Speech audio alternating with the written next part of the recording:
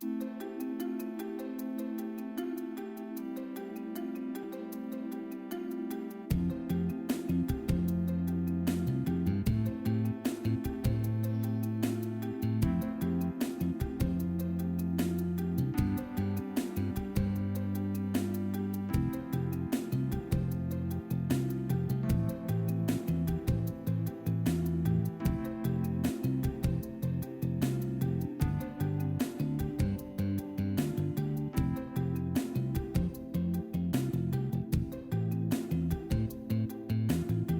want to take the opportunity to say thank you to everyone who has been involved with Think and Link. We've been doing this for 5 years now. We've been in this space for 5 years, which I can't believe.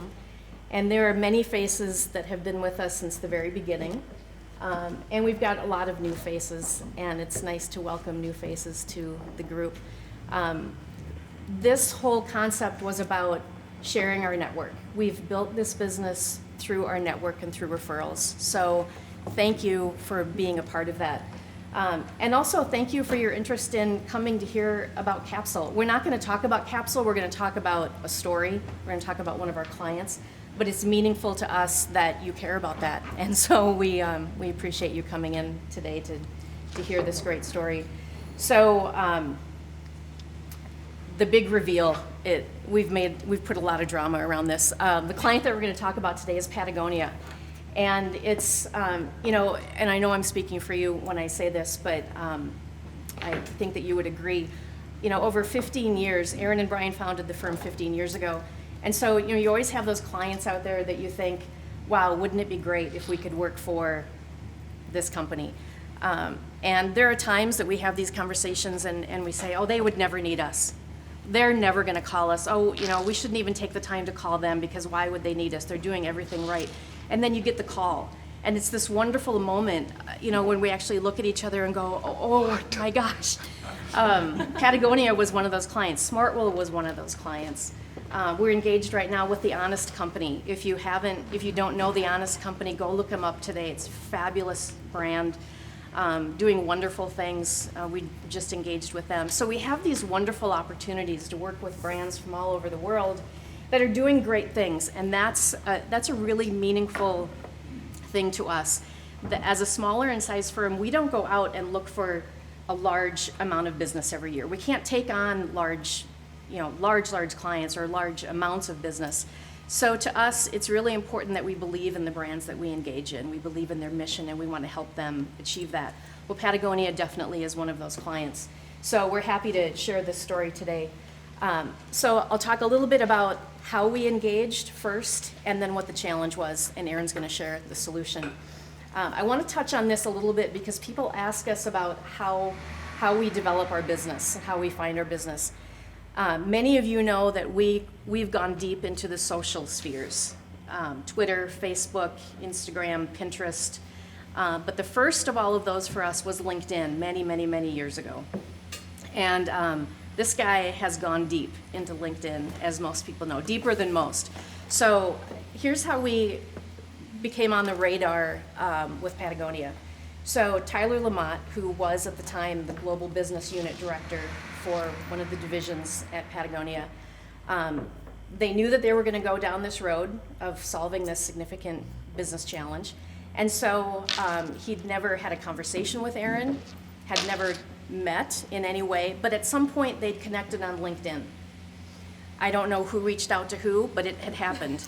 And so when they started to go through this agency search, one of the avenues that Tyler went to was LinkedIn. Who do I have in this resource that we can talk to? And there was Aaron. So that was what created the connection. So, we still had to sell it from there, but thank goodness, it might have been a bit of luck that we were there and that you'd connected at some point, but great. So there we were. So we received the RFP, we went through the proposal process, made it past the first round. We were invited in to present in person, and we walked into this big room on their corporate campus that we call a commune, and had a conversation with about probably 15 people, 15 members of their team that covered pretty much the whole company, because changes like this affect the entire organization. And we don't come in with AV and all of that. We come in and just have a conversation, and we show our work, and we talk about our philosophy. And when we were awarded the project, we asked them about their decision-making criteria, and many of them were very standard. They knew that we could do the job, but the very last criteria that they used was, could we share a tent with these people for a week? And apparently we passed. We didn't, but we could. We could. So, so that chemistry was there. Shar and I were just talking about chemistry. You know, when you meet somebody, or when you bring somebody, when you're looking for someone to add to your organization, when you get to that comfort level that it just feels right, you know that great things are going to happen. So that was how it came to be that we engaged with Patagonia.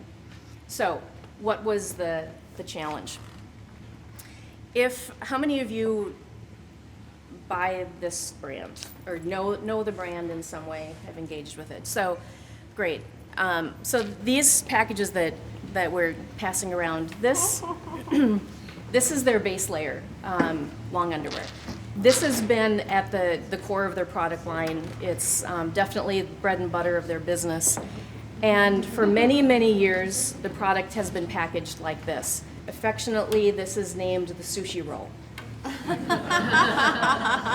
And this is, you know, they call it that. They've written about it. And this was actually designed by Yvonne Chenard, who's the founder of the brand and still very much at the center of this brand. The elegant thing about this package and why they have loved it and embraced it so much is that it absolutely follows their whole belief system in simplicity and sustainable business practices. You can't get much more minimal than that package right there. So while in theory, this was the best package that they could come up with, but unfortunately, after several years on the market, it wasn't performing.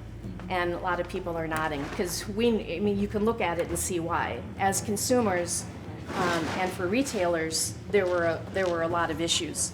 As demonstration of that, we've got a couple of images here. So this is how the product looks on the retail floor. Stacked up sometimes in drawers.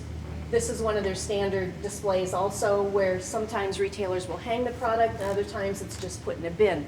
Now, one of the issues with this is that and those of you who own this product, when you go to buy this, you're buying product that ranges anywhere from $40 to $140. This is expensive long underwear, right? But people who buy it know the value of it. It lasts, it's the best, it keeps you warm when you need to be kept warm, it keeps you cool when you need to be cool.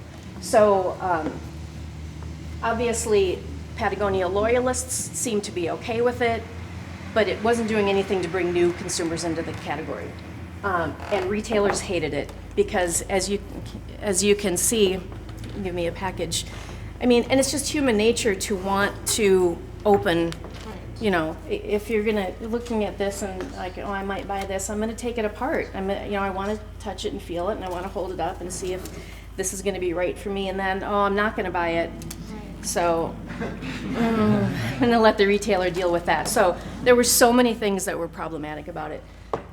So having gone down this road a couple of times internally and not feeling comfortable with a solution, and quite frankly being afraid of making a change, because what would their consumers say? What would their loyalists say if all of a sudden they went from this to a bigger package?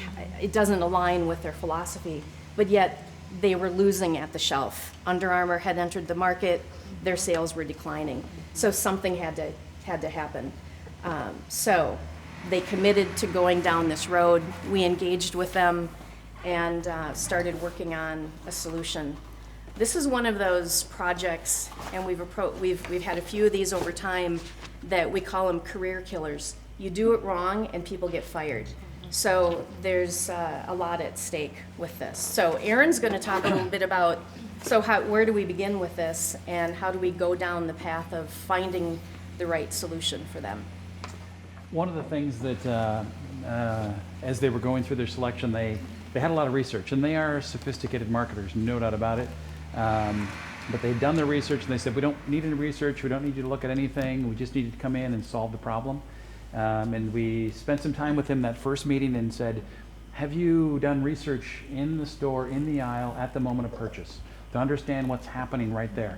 And he said, well, not really. We said, okay, this is why you would, to understand the behaviors and all the stuff, because you're changing that, and if you're going to improve it, you want to know what's going to happen around that. Plus, you need to have something for when you test at the back end to make sure, did you do what you thought you were going to do? So we went about the first task of going out and doing the research. Tokyo, Germany, New York, a bunch of different cities. We sent in scouts that did secret shopping. We did in-store interviews, all kinds of fun stuff, and came back with some amazing findings. Some of it was harsh. It was tough for them to take. They took it really well. They socialized it within the organization. It was impressive all the way that they took on some of these challenges.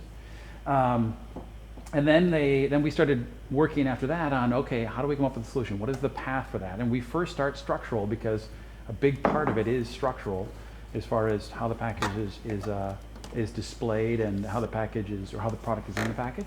So these are some of those concepts, and I'm just going to start to put them out across the table. You can kind of get a feel for what these are. Now, the things that have to happen with this: one, you want to be able to get the product out, feel it and touch it in some way, and then put it back in.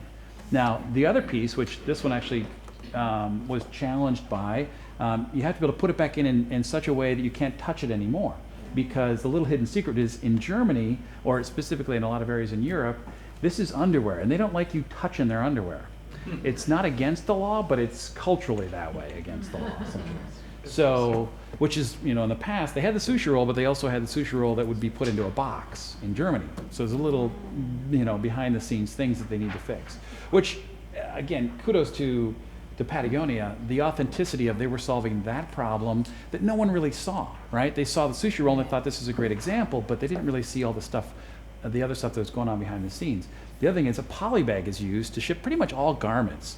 They have these poly bags to protect it, which you have to protect the product, but there are better ways, especially if you can design a package that protects the product. You don't need an extra poly bag around it. So, start to get an idea of how these come to life. We have all kinds of, we were looking at, cardboard is and they study this as well as we do, the best possible as far as recyclability and post-consumer, 100% post-consumer waste board is the best material to use in this situation. But we also explored all kinds of metals and all kinds of plastics. We found a plastic that is on the horizon but not here yet. It's a bunch of people that are going out and mining the gyre in the ocean to get that plastic out and use that. And one of those gyres actually happens to be in and around Patagonia in South America. So it's like, this is ideal. Well, they're like 3 years out. Like, no, we need this now. So we said, they love the find, but it's not going to happen. So all kinds of different shapes and forms and ways that the product gets stuffed in there and then is allowed to be brought back out as well. And you can kind of get the idea. There's some things here we have to have a hang tag for how it's displayed, but you also have it in a box as well. So you got components like this one where it's the top actually becomes the hang tag. Wonderful little solution and how that comes to life. This is one of my favorites.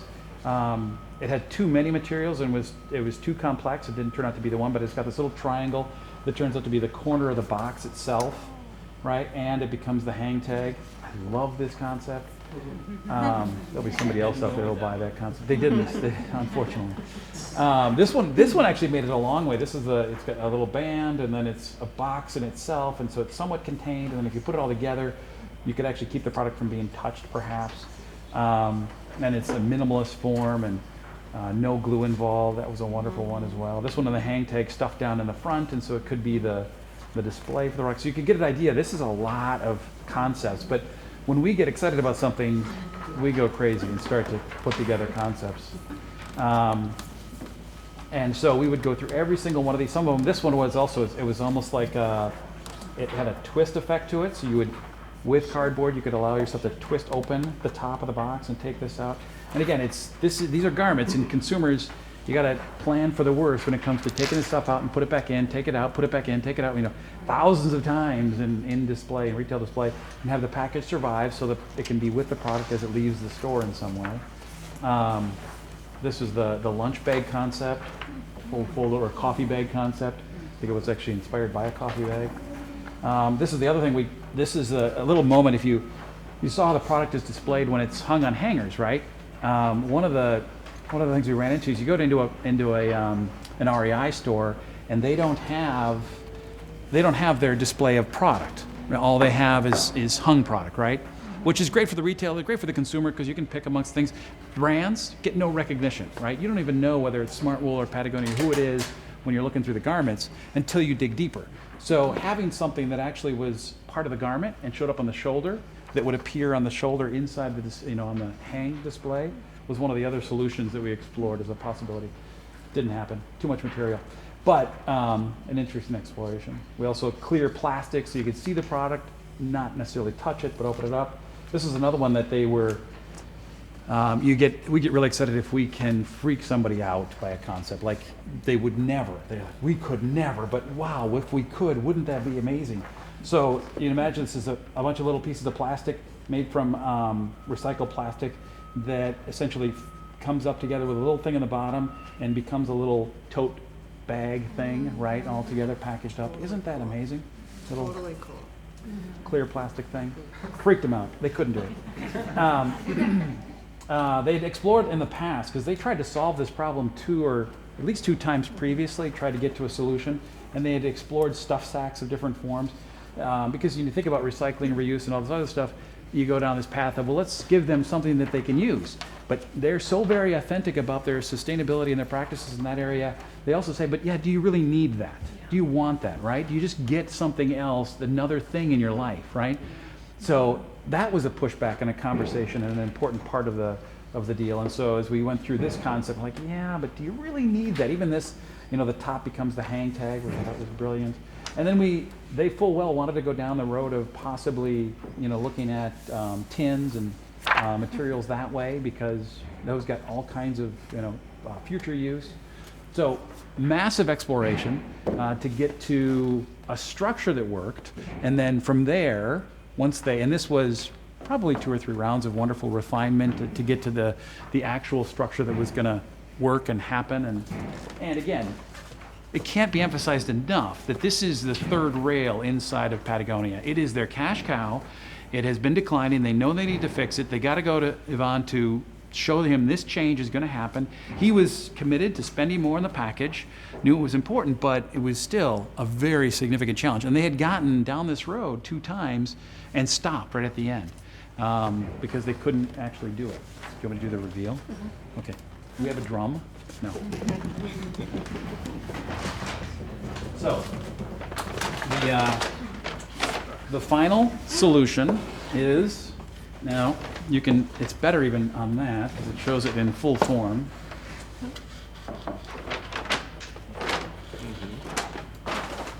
So, there are a couple of things that this was inspired by structurally. Nice. Right. So it's got a nice honeycomb effect that happens in its form, obviously fitting together in a variety of shapes. I'm not going to be able to do this properly for you because I've got only 4 here, but it has that wonderful effect that happens when it comes to display, right? It's very straightforward and simple to navigate, get through, completely contained, so you don't have to worry about touching your underwear.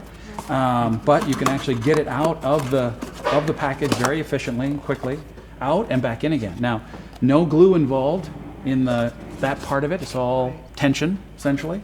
So it's compressed together. So they're not using any glue. Using very environmentally friendly inks in this. Obviously, it displays very well. Get the product in, out. They've got, as far as how it displays in small footprint, right? This effect can happen. We got this going on in stores because there's everywhere from, they've got 10 SKUs all the way up to, they've got 2 sides of a massive number of SKUs. And we reuse their existing display. That was the backbone of their existing display. We just put this honeycomb effect. They have a display partner that did the structural part of it, but it worked out incredibly well in that form. So, and they are ecstatic about the results. They're already, we always look for numbers. Wherever we can get numbers, we love to hear numbers, right? And it's seldom we do, but we keep talking about it with people, and so This particular client knew we love numbers a lot, Tyler. So we saw him at OR in January and walked into the booth, and the first thing he said to us was, guess what? We're up 35%. 35% selling. We're so ecstatic, right? And then since that time, he also updated the number before he left to go work for Apple. He got recruited away, which is nice for him, but not nice for us. No. Could be nice for us. Because Apple's on that list, right? Right, they are on that list. Apple's True, on that's that true. list of, oh, they would never need us. No, they would never do that. Right. But so he got recruited away, but that's fine. He's good. He's a good guy. He was amazing to work with. Yes. Yeah, so it hasn't hit retail shelves yet. The sell-in is the retailers buying product for the next market. So with them seeing those numbers now, they're very optimistic about how it will perform at the shelf. So it's a great story that I think is a wonderful, beautiful demonstration of how design thinking helps large organizations and small solve really significant business challenges. We think about the end user. We're not only thinking about the brand. We're not just thinking about the leadership. It's who are the people that are standing in front of the display and making this purchase decision? What are they thinking about? And it's amazing how many times we ask that question to our client and they say, yeah, we tend to forget about that. Or, we've got this concept, but so-and-so didn't like it. Well, they're not the customer. So, and sometimes people just need to be reminded of that. So they've been a great client. We're proud to have done this work, proud to help them continue on their mission. More and more we are challenged by clients coming to us and saying, okay, we need to fix our packaging, but you need to use less materials. You need to lower costs. They put all of these criteria on, so our job becomes harder and harder every year, but it's all for the greater good, And so everybody here at Capsule is very focused on that, and we're proud to be able to do this work. So we hope that you will enjoy seeing this on the shelf for those of you that live this brand, and hopefully you see the benefit to what we've done. When we when we wrote the book, the packaging book, we when you go deep into packaging, you start to realize that as designers in packaging, you're contributing to landfills. What is in landfills? Every landfill, it's all packaging, right? Sometimes it's product, but a lot of it is packaging. Good portion of it's packaging. So you realize this really, really sad thing that you're contributing to that. And we sought out examples of more sustainable packaging. And this was now 5 years ago. There wasn't a lot out there. People would send us, here's a more efficient water bottle. Like, gross. It can't be a water bottle. And plus it was just a plastic bottle, a little more efficient, which is not good. There's better examples out there. There should be. People should be designing better examples. So I tried to get the publisher to have a blank page, to have someone insert their own examples when they had them. Publishers don't like blank pages. Apparently that's not cool. They like content on the pages. So that didn't happen. But, so this is to do this, to work on this, to take stuff out of landfills, to essentially reduce the material usage, poly bags and other things, but still have something that sells more, that helps sell more, because, and we've talked about this from the beginning, selling this particular brand over another particular brand out there that's been competing with them in a really big way, this is much better for the environment. If you're going to buy base layer when it comes to Capsuline, it's better to buy theirs than to buy it from that other brand that I won't mention, right? That was talked about before, that Under Armour thing, whatever. Just because theirs is made from recycled plastics and it's a good thing for the environment. And that was from the beginning, which is, it's an important piece of the equation. Mm-hmm. So, yep. Doing more with less. Mm-hmm. So is that whole thing recyclable? Yes. Mm-hmm. Not only recyclable, not only recyclable, but made from all post-consumer waste as well. Post-consumer recycling. So 100%. It's a big piece for them. We also worked with Avery, which is the label company that's behind this. They were a massive partner in this, being able to accomplish this, because it's global distribution, and we had to test this to make sure it could make it through the system, because the poly bags are there to protect the product, and this had to do the same thing. It had to handle drops and all kinds of other stuff to make it through the system and survive, and still come out the other end looking good and not get crushed. And so there are interesting challenges when it comes to packaging. I've had many conversations about packaging with many people in all different areas, and the importance of sustainability, but also knowing that the original intention for the package is to get it from one place to another, protect the product inside, make sure it's done right. So we're finding that perfect balance of protection and display and sell-through and other stuff. And how long did it take you from the day they said you're hired? Because I see all these pieces of paper with all Right. these ideas to getting to the one where they finally Yes. got to go through that. Yeah, that, what was it, Beginning to end, it was 9? it was a year, yeah. yeah, by the time we were completely finished. Yeah, Most of it was in 9 months, though, I think. Yeah, Most of probably. the intense amount of the work was in Yeah. 9 months. Can you give a So- sense of the cost of that in-store research that was done? And also how long that took, but all those, Yeah. you said it was done in the different interviews. countries? Right, Yeah. right. Well, it's qualitative research, so it's interviews in store, and it wasn't. I mean, it depends on what you think is extraordinary, but Just go for it. just throw it out there. Yeah. What the number was.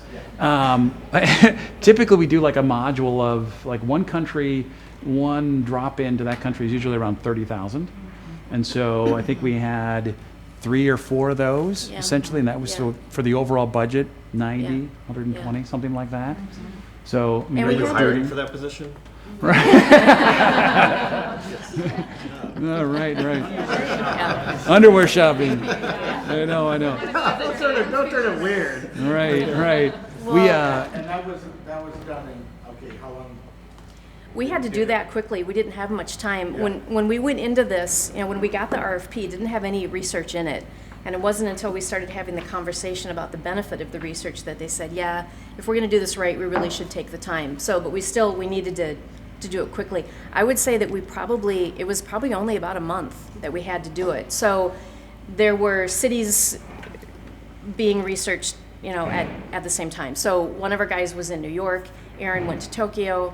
The German stores wouldn't let us in, so we deployed the mobile shoppers in the German. I don't remember what city we did it in, but so there's a great methodology that can be used in these situations.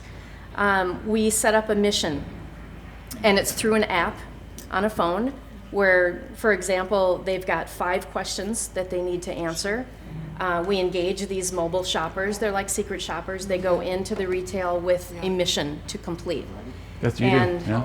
Brad's done it on the other side. Yeah. He's done missions for us. Yeah. He's a missionary. He's doing it right now.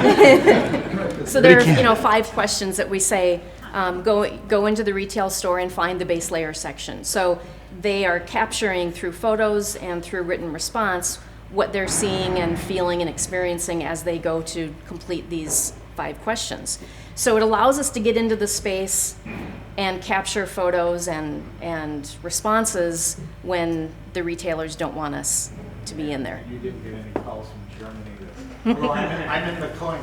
I've been busted. I mean, we're sending shoppers into the store, with money. So it's always surprising to us when they won't let us go in and interview. We're not disruptive at all. We're just standing there like 2 people having a conversation. But that was fine. So we can get around that. Yeah. Americans coming Yeah. in. You just wait at the end of the checkout and then ask somebody what No. was it like when you went there, you're No. standing by the display. We're recruiting them. We work with a recruiting firm to qualify the people, so we know that they are the target market. And then they are sent to the store at a designated time. We meet them in the aisle, or we meet them at the front of the store. We identify who we are and what we're doing, so that they know full well what they're there to do. They may not know what brand they're going to study. It depends on the research initiative. And because we're not the brand, they feel very open in talking to us. So, and then in the space, we talk about what's going on. And we love the qualitative approach because it allows us to not just hear what they're saying, but watch what they're doing, because oftentimes they're two different things. You know, we've seen situations where people will tell us one thing. The best example is the one that you did with healthy eating. Shopping with someone and they say, oh yeah, I only buy organic, healthy food, and then you look in the cart and that's not what they've got in there. It's what they want. It's what they want to believe they're doing, but what they're actually doing sometimes is different. So when we can watch them stand there and make the decisions that they're making, then we truly know what is happening at the shelf. Did you do focus groups on the packaging at all? No. No, we're not big fans of focus groups. We've been hired to do them, and I facilitate them, but I loathe focus groups. And even though I'll say that and still get hired by people to do focus groups, we still loathe focus groups. It's a controlled environment. There's a physical and psychological distance from where the purchase actually happens or the behavior you're looking to understand happens. So all kinds of problems with it. So when we do a test of this, we did a test in stores. We put in a prototypical, this is what it's going to be in the back room, and then we have people shop the front and then shop the back and see if anything changed, what happened, what do they notice, and observe behaviors that way in more of a realistic setting. Is the package design protected or trademarked for? They are pursuing a patent on the package. Yeah, it's one of the early things they said we'd love to. It's a couple of, when we get these types of assignments, they'll say that these are the objectives, this is what I want to do, and then there are these things like they throw these over the wall, like, and if you can do something that can be patented, and we're like, yeah, wow, hello, solve the really big problem and have it be patentable. Let's add more onto the list.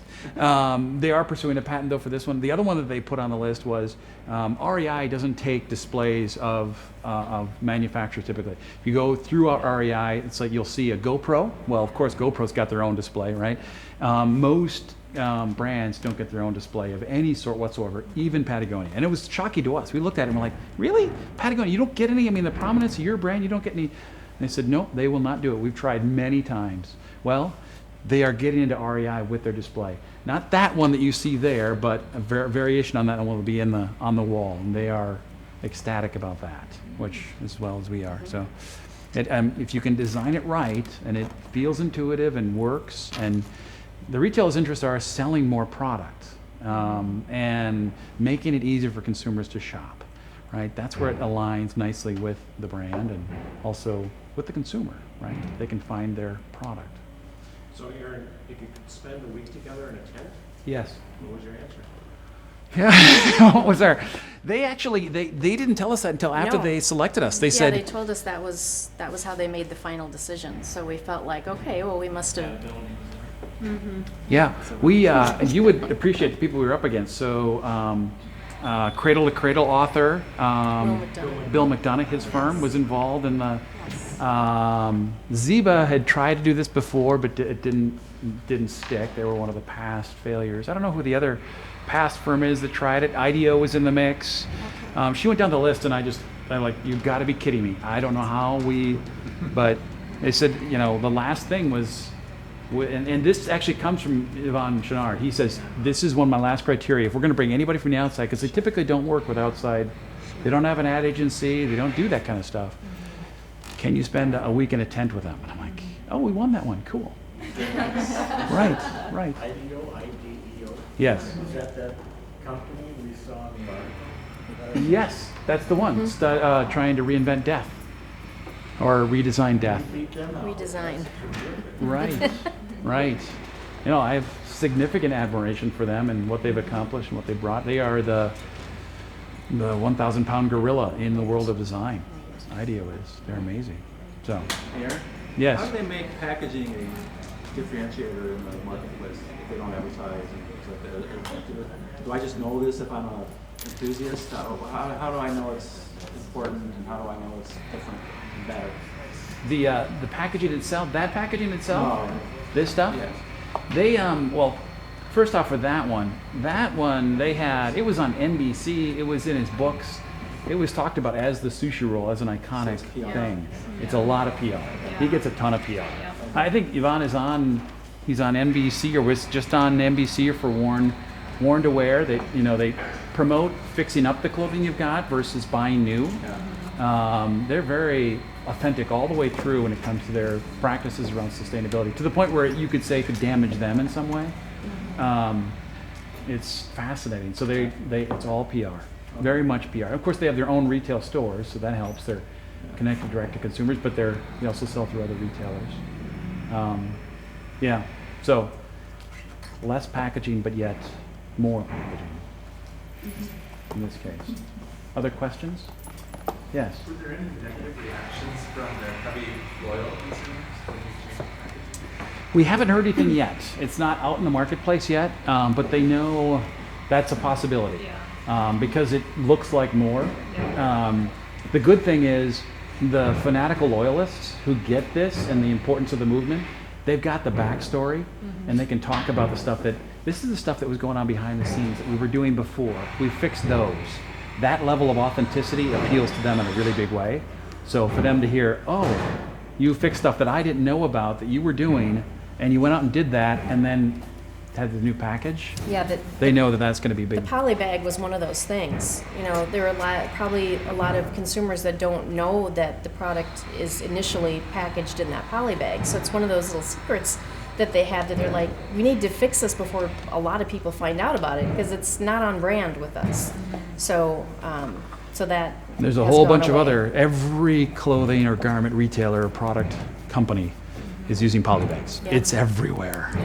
So it's something that other people need to fix in a pretty big way because they recycle all the stuff that goes back into their stores. So the poly bags that ship to their own stores, they keep that moving back through a cycle of recycling. But anything that goes out of their stores, they can't control that. And it goes out of the retailers. They don't know where it shows up. The authenticity piece of doing this right, they think the fanatical fans. The other thing that's fascinating about them is they're very story driven. Like they called the other one the sushi roll. One of the other concepts that didn't make it was called the taco. And so it's like they're developing the story as they go, right? And so they were documenting it and all this stuff as we were going through the process because they're very. I think it goes back to the PR thing that they are very focused on telling stories for PR. That's how they get their visibility and attention, and so everything is a story. It's really fascinating. Does that have a name yet? I don't know. I mean, we talk about honeycomb and the hive and all that stuff, and I know. So one of the veterans there, Val Franco, was one of our introducers into the culture of Patagonia. Gave us tours and gave us all this. She's very story driven, and she talks about the honeycomb effect of this, and so I'm thinking it's going to be related to that for sure. But it's launching will it be in stores June or July? Yep. So we can't talk about it yet. No, we can. People are seeing it, but We just can't put it out onto the interwebs. So we can talk about it and show this, but we can't socialize it. So So no tweets to no Yeah. tweets of the actual bag. Yeah, that would be Right. bad. Wow. Any other questions? Anyway, so what number was this in the realm of your 40 different ideas? Where was that? Where did this one pop in? Was it second? You're like, oh, we should have just went with number 2. We spent a lot of money on that. I don't. That's a good question. We spent all those concepts. We could have gotten it in one. No, I want to say it was probably number 8 or 9 in the mix, but it was refined from another one, and so and we developed 2 or 3 of them along a long path. So it looks like we just went from what you saw as concepts to here it is. It's done. There were many refinements of a couple of them, and then how would this one display, how would that one display, and a lot of other back and forth little details. But unfortunately, when it comes to these things, especially when when you mix in the materials factor of you can work with metal, you can work with plastic, and you're going to work with this particular cardboard. All of a sudden, you got concepts because you can use structural changes and things around that in different ways, and so it opens up the possibilities. Oh yeah, no, I think Which is that's exciting design. for us. Coming, Yeah. We like surfacing that. up and saying, look at me. And I'm sorry, but I want to take off from this. But you mentioned like a guire, like near Patagonia. What is that? It's like it's in the ocean. Where plastic. The gyre, the gyre, plastic. oh. So plastic that's just swirling around out in the ocean. So then they're. The size of Texas, I know. That's so Yeah. scary. That's So so there's a- reminding that. there's That's a cool. team I of gotta people look that that have- up. I gotta tell you they're that. putting together. They're so thick you could walk on some of them. So what, are we gonna try to recycle that or something? There's a team of ventures that are putting together this group to go out and mine that. It's off the coast of what, Argentina, I think, perhaps, or two, yeah. Two of them. Right. So, yeah, just sitting out there because I mean, Yeah, no, what are you gonna do? And then the other thing that'll freak you out when it comes to plastics is that in third world countries, that's fuel in fires. So they use it to cook food. Yeah, I know. Not good, right? The plastics that we're putting out there in the world, they're using as fuel, which it is, but not good fuel. No, we should not be cooking food with that, but that's what happens. So that's the other reason. I mean, we looked at plastics. It's wonderful from a recyclability point of view and the fact that it can be recycled again and again and again, kind of like certain metals. But it's bad from a perception point of view. It's just got all kinds of, so you're dealing with more packaging and then plastic on top of that. Blister pack stuff. Right, all that stuff, it's gonna face You need some like controversy. a surgical implement to get into Yes. Right, right. Yeah. Now, can you solve that problem of those horrible molded plastic sealed packages that actually tear it? Come against the other day. Right. It has been, it's on my list of missions in life to solve that problem. And we talked about this is a system challenge, right? It's not just, you can't just redesign that package. You have to redesign the system, and the system behind that is the product goes in the package, it gets sealed in China. It's really efficient, right? There's a reason why those exist, and it's sealed, so it's hard to steal and take out of that. So it's got security benefits, it's got efficiency, cost benefits. So to compete with that and have a product that comes out that doesn't add to, it's a really challenging one to solve. I'd love to have the opportunity to do it. I know we could, but it's one that has to go across a whole bunch of categories, right? People have to look at it and say, oh, someone's found a better solution, and then create a movement in that direction. So, I just can't wait for somebody to go, hey, what'd you learn today? I'm like, Germans, they don't like to talk about underwear. I know. Don't touch their underwear. I know. It's the Germans. Yeah, it's such a odd little thing. But there it is. Other Any questions? Other questions?